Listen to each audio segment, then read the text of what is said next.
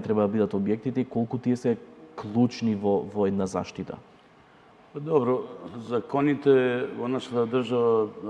многу јасно го имаат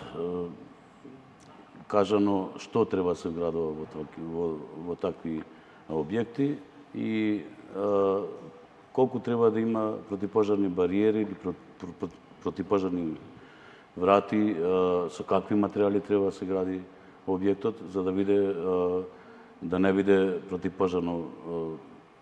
оптоварен или да издржи, например, макар и еден час пожарот да не се проширува низ просториите. Во случајот со модуларната болница е сосема спротивното. Значи, тоа е направено од панел плочи кои измеѓу себе имаат пур пена и самото име пур значи нешто што брзо гори и што се распаѓа, додека не се пир од типот кои имаат поголема издржливост од самозапаливост и ширење на пожарот. Тука во таа исто болница не дека немало противпожарни бариери, истото имал и големо присуство на кислород, кој знаеме дека еден од оксидантите кои го обрзува, и тоа за 10 пати го забрзува горењето, и затоа по примениот повик во 25, мислам, минути,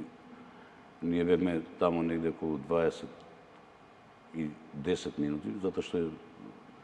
доволно близко, значи до нас околу 3 километри од нашата станица.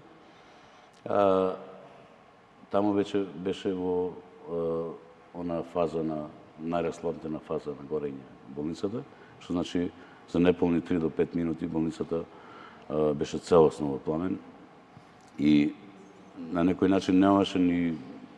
никакви шанси, значи оние што беа потешко болни или неспособни за сами да се евакуираат, настрадаа онака како што настрадаа. Сега кон